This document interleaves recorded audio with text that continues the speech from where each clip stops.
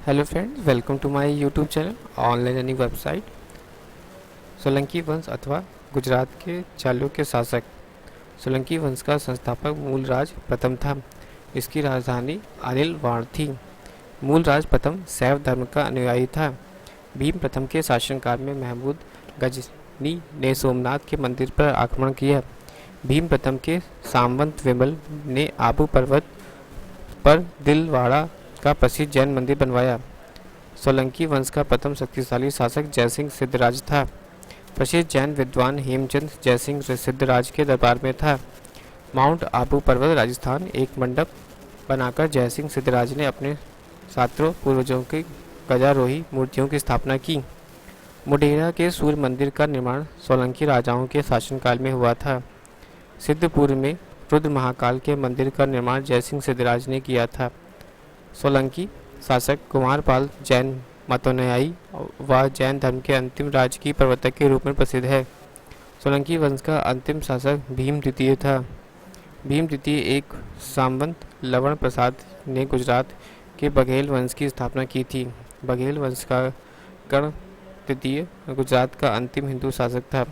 इसने अलाउद्दीन खिलजी की सेनाओं का मुकाबला किया था। कलचुरी राजवंश। चेदी राजवंश कलचुरी वंश का संस्थापक कोकुल था। इसकी राजधानी त्रिपुरा थी।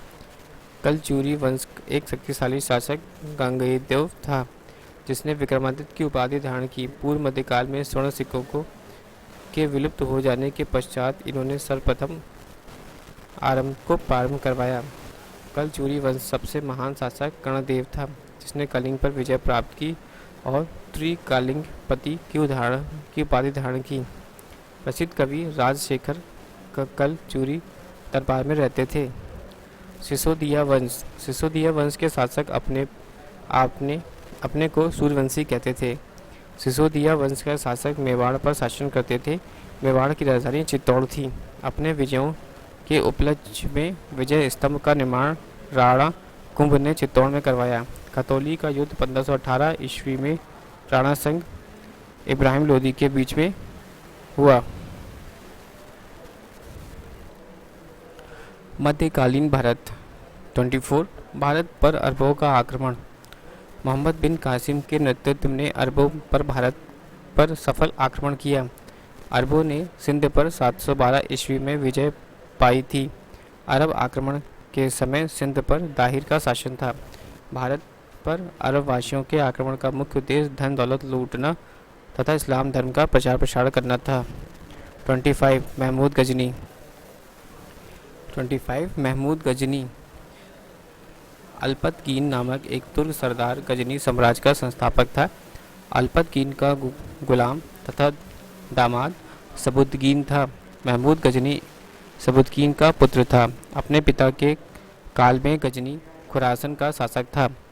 महमूद गजनी 27 वर्ष की अवस्था में 1997 ईस्वी में गद्दी पर बैठा। बगदाद का खलीफा अल आदिल बिल्लाह ने महमूद गजनी के पद को मान्यता प्रदान करते हुए उसे यमीन उद दौला तथा यमीन उल मिल्ला की उपाधि दी। महमूद गजनी ने भारत पर 17 बार आक्रमण किया। महमूद गजनी ने भारत पर पहला आक्रमण 1001 ईसा में किया।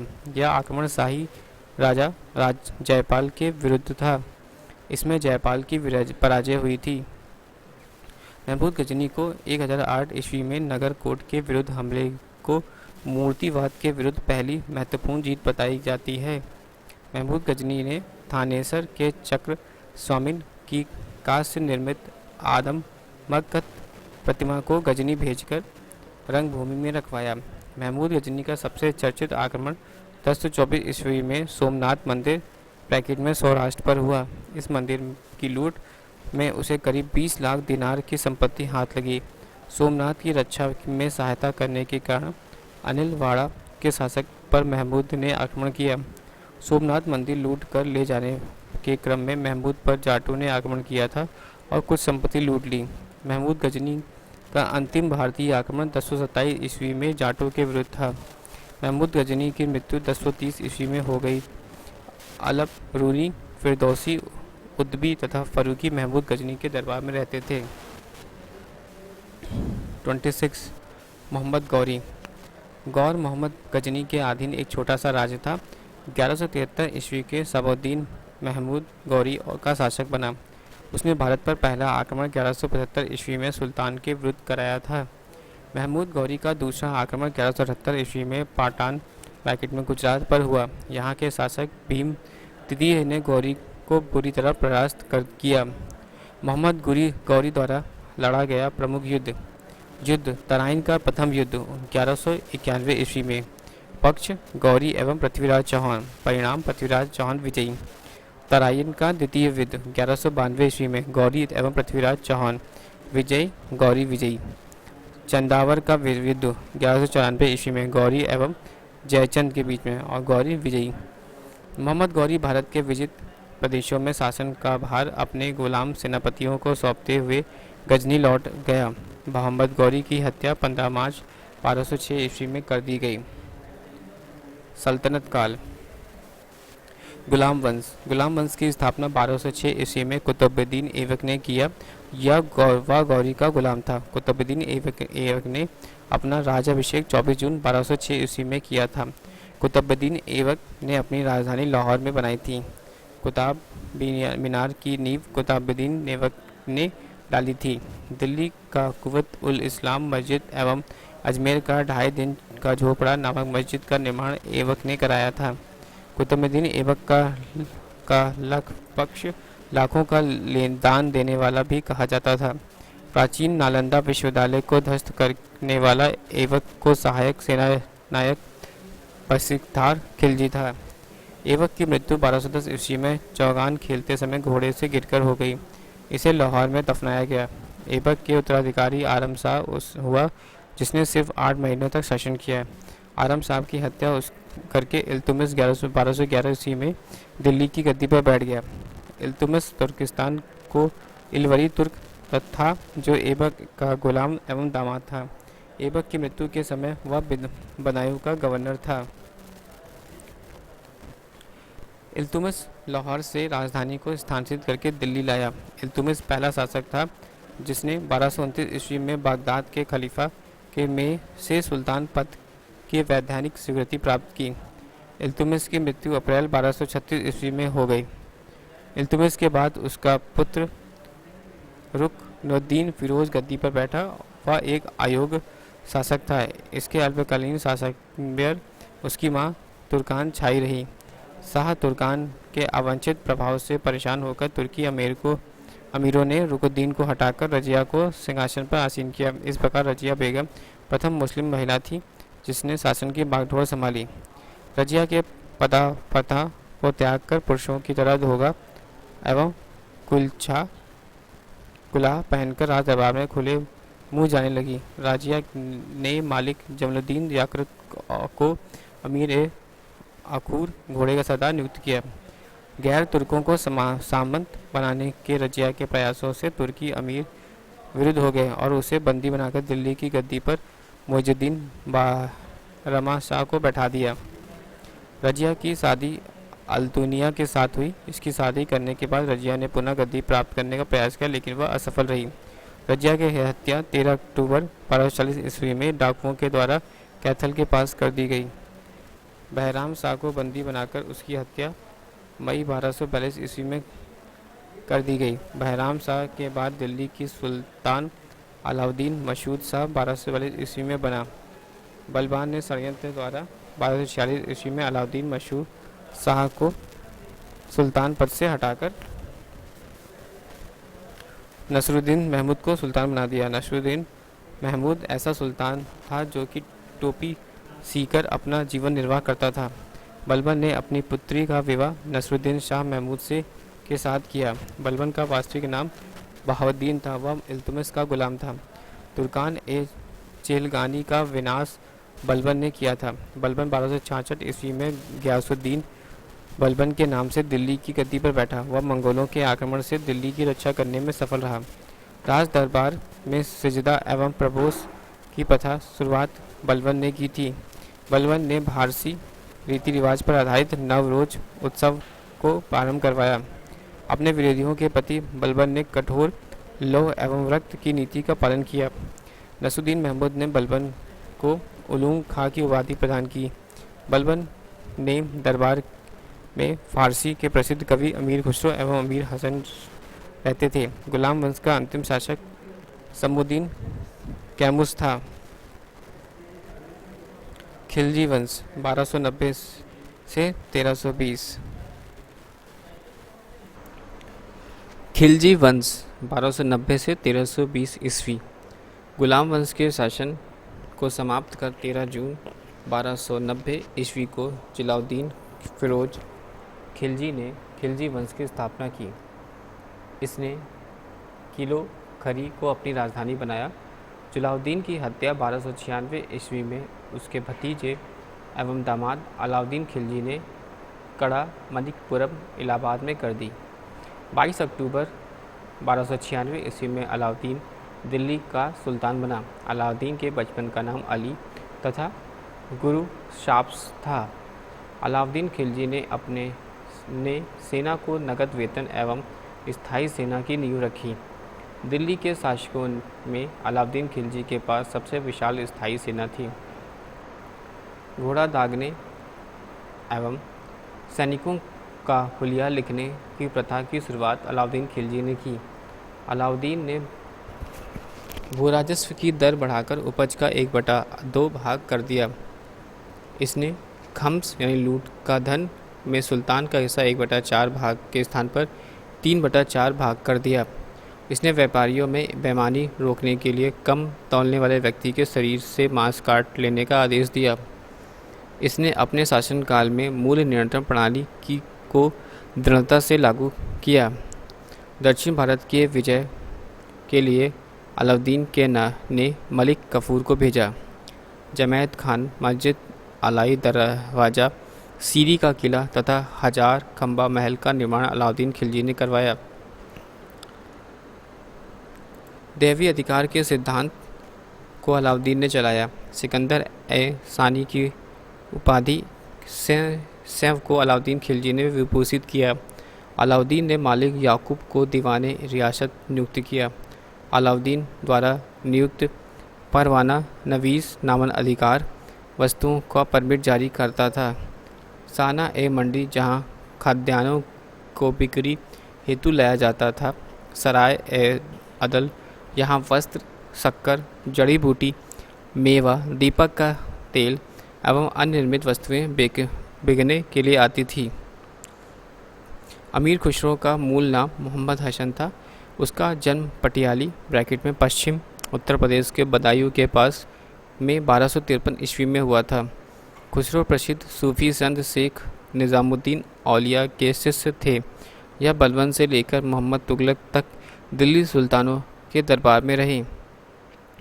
इन्हें तुदे हिंद ब्रैकेट में भारत का तोता के नाम से भी जाना जाता है।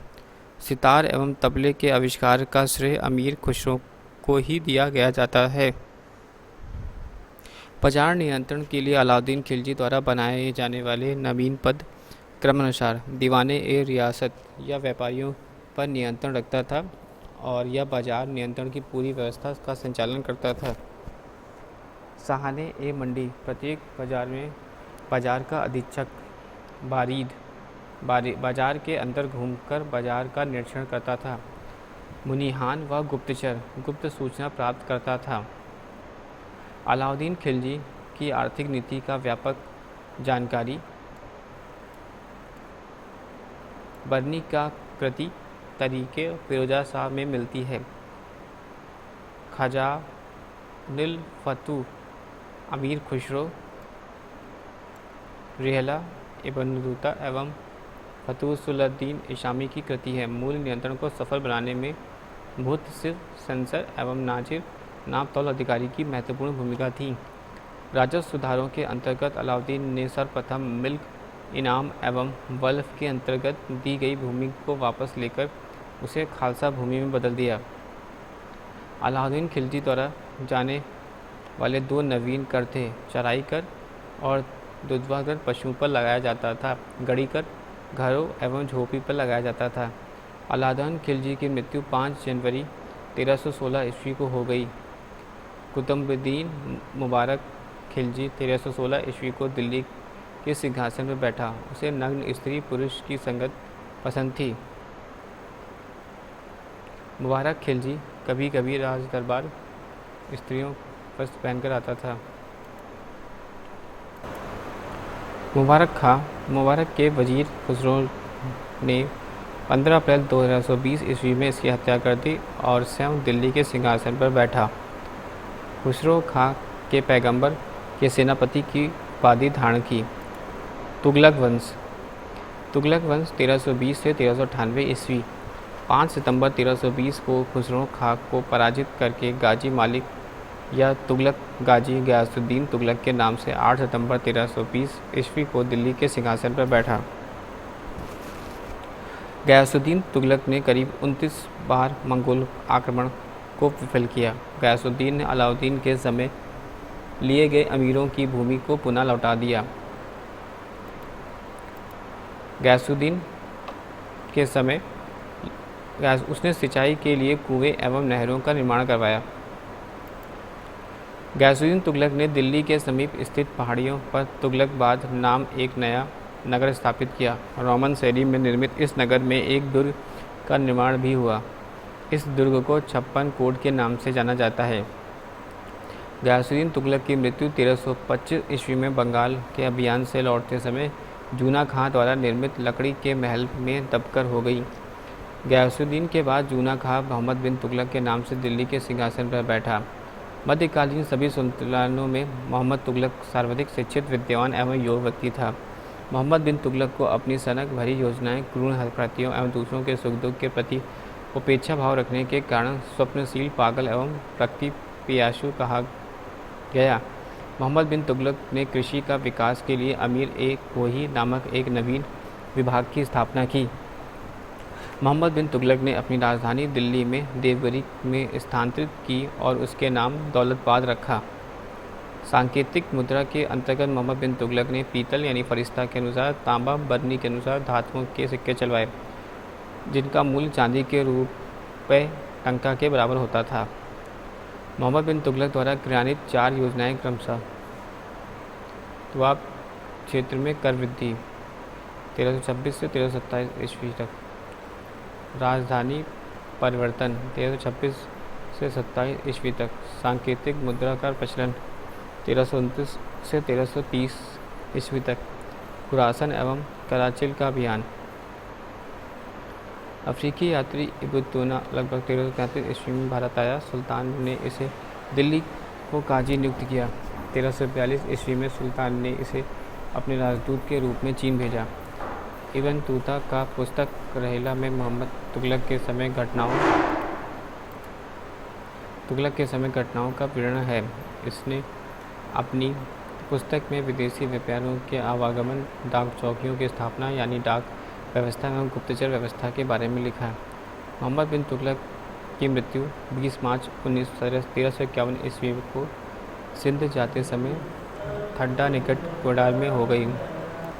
मोहम्मद बिन तुगलक की मृत्यु 20 मार्च 1351 ईस्वी में सिंध के समय थट्टा के निकट गोडाल में हो गई। मोहम्मद बिन तुगलक के शासनकाल में दक्षिण में हरियर एवं बुक्का नामक 2 भाइयों ने 1336 ईस्वी में स्वतंत्र राज्य विजयनगर की स्थापना की। महाराष्ट्र में अलाउद्दीन बहमन शाह ने 1347 ईस्वी में स्वतंत्र बहमनी राज्य की स्थापना की। मोहम्मद बिन तुगलक की मृत्यु पर इतिहासकार बन्नी लिखता है, अंततः लोगों को उससे मुक्ति मिली और उसे लोगों से। मोहम्मद बिन तुगलक शेख अलाउद्दीन का शिष्य था। वह सल्तनत का पहला शासक था जो अजमेर में शेख मुनायुद्दीन चिश्ती की दरगाह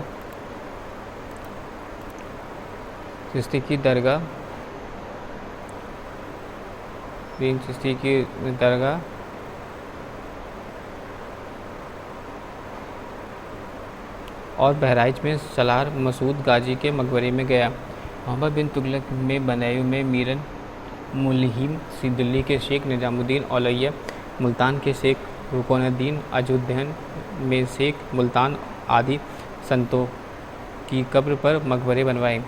फिरोज तुगलक का राज्याभिषेक थट्टा के नज़दीक 20 मार्च 1351 ईस्वी को हुआ। पुनः फिरोज का राज्याभिषेक दिल्ली में अगस्त 1351 ईस्वी को हुआ। खलीफा द्वारा उसे कासिम अमीर उल मुमीन का उपाधि दी गई। राजस्व व्यवस्था के अंतर्गत फिरोज ने अपने शासनकाल में 24 कष्टदायक करों का समाप्त कर केवल 4 कर खराज यानी लगान, खुम्स यानी युद्ध का लूटा माल और जजिया एवं जाकात को वसूल करने का आदेश दिया। फिरोज तुगलक ब्राह्मणों पर जजिया लागू करने वाला पहला मुसलमान शासक था। फिरोज तुगलक ने एक नया कर सिंचाई कर भी लगाया। यह उपज का 1/10वां भाग था। फिरोज तुगलक ने 5 बड़ी नहरों का निर्माण करवाया।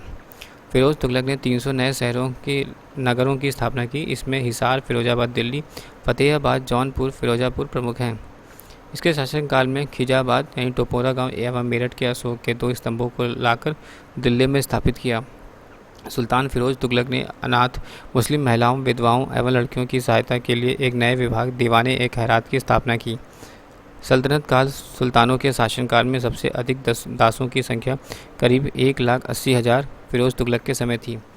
दासों की देखभाल के लिए फिरोज एक नए विभाग दीवाने ए बंदगान की स्थापना की। इसने सैन्य पदों का वसानुगत बना दिया। इसने अपनी आत्मकथा फूत हाथ एवं फिरोजा शाही की रचना की। इसे जियाउद्दीन बरनी एवं शम्स ए सिराज अफीम का अपना संरक्षक प्रदान किया।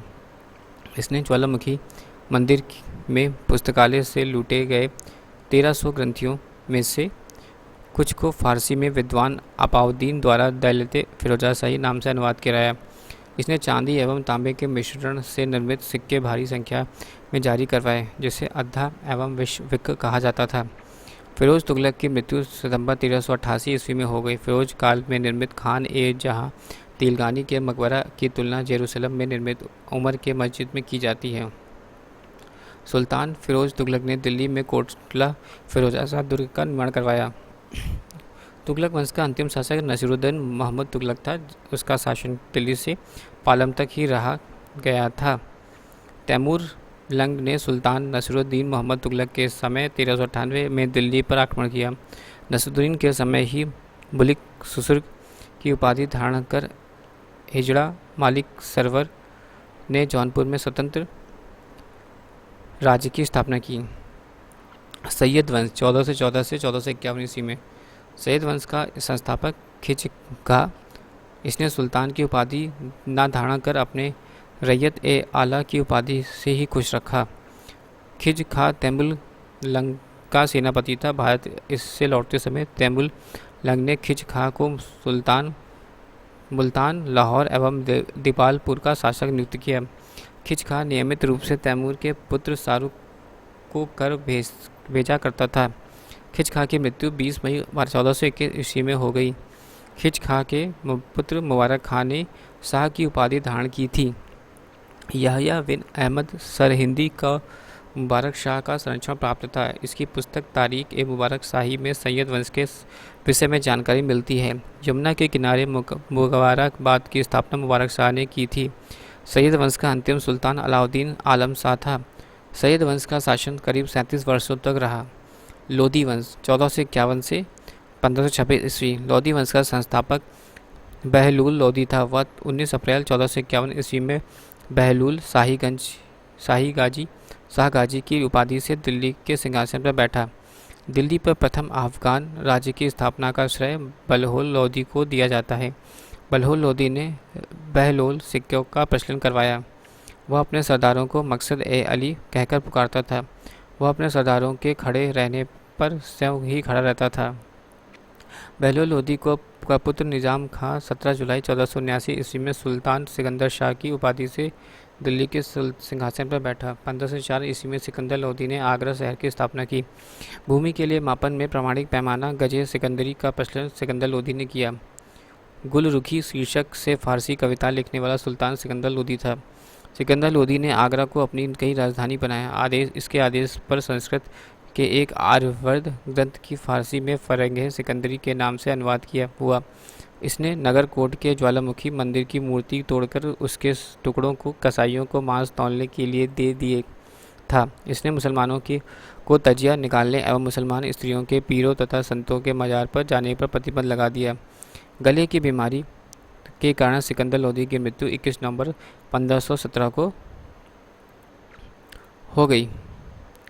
इसी दिन इसका पुत्र इब्राहिम इब्राहिम शाह की उपाधि से आगरा के सिंहासन पर बैठा।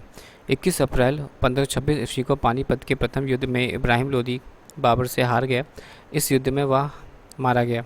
बाबर को भारत पर आक्रमण के लिए निमंत्रण पंजाब के शासक दौलत खां लोदी ने इब्राहिम लोदी के चाचा आलम खां ने दिया था। मोट की मस्जिद का निर्माण सिकंदर लोदी के वजीर द्वारा करवाया गया था। Thanks for watching and sharing.